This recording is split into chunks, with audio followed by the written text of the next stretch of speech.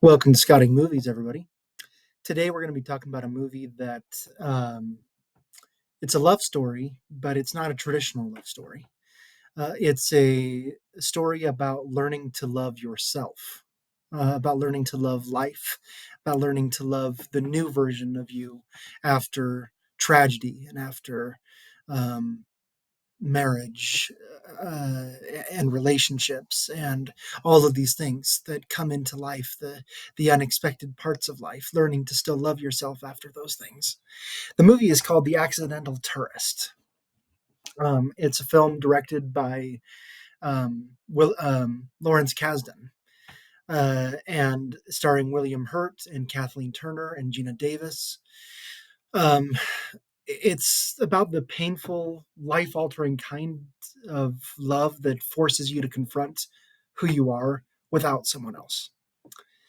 It's a movie that quietly broke my heart and then gently put it back together again. So let's talk about this movie. The synopsis of The Accidental Tourist. It's adapted from the novel by Anne Tyler, and we follow Macon Leary, played by William Hurt, who's a travel guide writer who specializes in helping people avoid experiencing the world. How to travel in the airport without having to talk to people, how to sit on the airplane without having to talk to people, how to navigate different parts of the country without having to run into, you know, while running into the least amount of people. It's a niche job. It's a metaphor, obviously, for the movie, and it knows it. Macon's life has stalled out after the tragic death of his son. His marriage to Sarah, played by Kathleen Turner, has all the warmth of a freezer door. And his entire worldview is built around control, distance, and not getting hurt again. Then along comes a woman named Muriel Pritchett, played by Geena Davis, who is everything that Macon isn't. She is open, emotional, unpredictable, deeply alive. She plays a vet that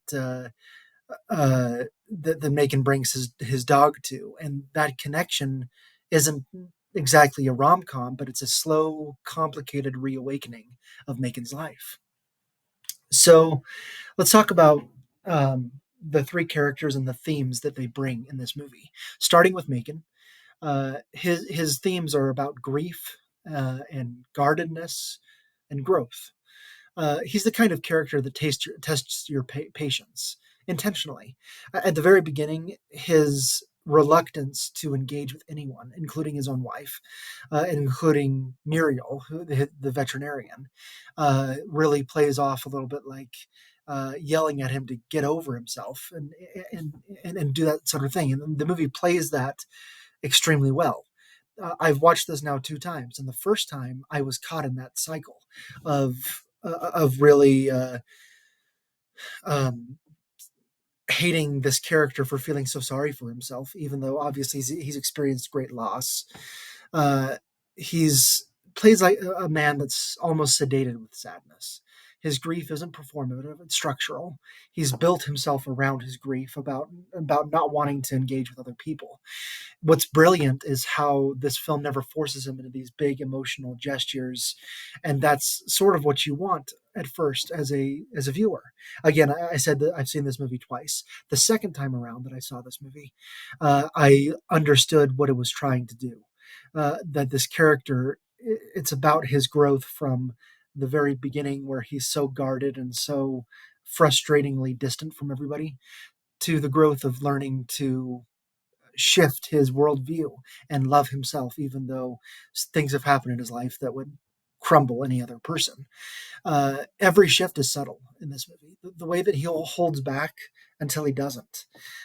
He gives one of these rare performances where silence is the dialogue. This movie cares about the silence. When he finally lets himself feel again, it's not just character development, it's a resurrection of his character. And a lot of that comes from Muriel, who we'll talk about in just a second. But let's talk about Sarah first, played by Kathleen Turner. The themes of her character are about marriage, loss, and closure. She's quietly devastating in this film. She isn't the antagonist. She's not the wrong woman per se. She's just someone who's also grieving the loss of her son, but in a very different way. It explores the movie does.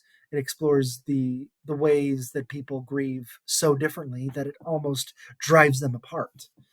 The movie gives her grace, though. There's a moment toward the end where Macon uh, goes back to her after spending some time with Muriel.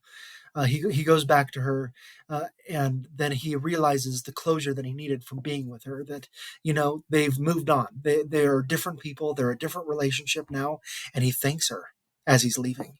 He not cruelly, not in any cruel way, but in a and not dismissively. It's just in closure.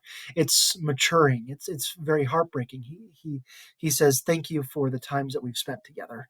Thank you for helping me change into the man that I am now, and for helping me realize that."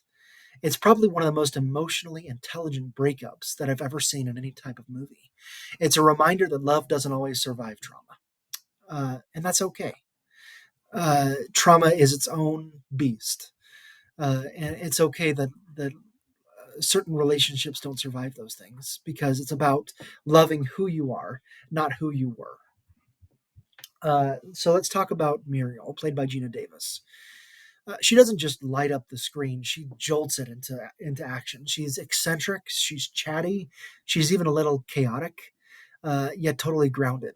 At first, you think she's going to be this quirky love interest that Macon meets, but then she hits you with this emotional depth that really hurts. There's one scene in which she's just being gutted in real time. When she has traveled with Macon to, I'm trying to remember where it is. Is it Paris? Something, somewhere like that, near the end of the movie, and she decides that she's going to up and join him there. And he tells her that he has to go back to his wife.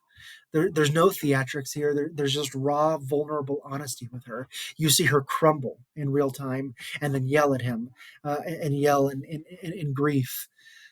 This is a character who doesn't just save Macon Leary. She challenges him. She, uh, she, she makes him confront the grief that he's been suffering through. Excuse me, and that's so much more powerful.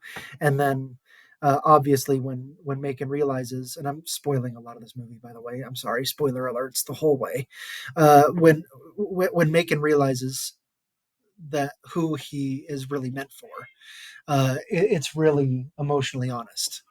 um, it's really emotionally devastating, and it's also so mature in the way that it delivers these themes to you. um, at its core, The Accidental Tourist is about the choice to live, to feel, to engage. It's about slowly unfreezing and thawing your soul after a really bad traumatic event. The metaphor of Macon's job, which is writing guides that help people avoid the discomfort of travel, is genius, obviously. He spends his life telling others how not to live so much, how not to feel so much. And then he meets someone who refuses to let him feel nothing.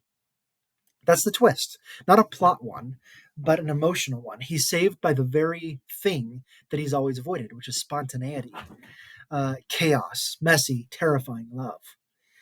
Lawrence Kasdan's direction is so restrained. There are no dramatic music cues telling you how to feel. There's no big monologues. There's just lived in moments. They're quiet, tentative, intimate.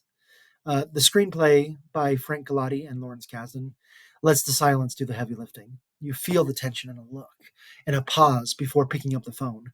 It's a movie that trusts you to pay attention because you have to. And I think the first time that I saw this movie, I didn't pay attention to it. And the second time was just both shattering. I said at the beginning how it tore me apart, it was so heartbreaking, and then gently rebuilt it. Uh, and it's so fantastic the way that it does that. The ending of this film, I'm not going to spoil it. I've spoiled a lot of things, but I'm not going to spoil the ending. There's no fireworks, there's no huge declarations. It's just Macon choosing life, choosing himself, and what his new self is that day. He has a smile, a wave, and a walk toward a future that finally feels his. It's not loud, but it lingers. It's something that still, I can see it clearly as if I watched it yesterday, and I probably watched it almost a month ago. Uh, it is so powerful, this movie is.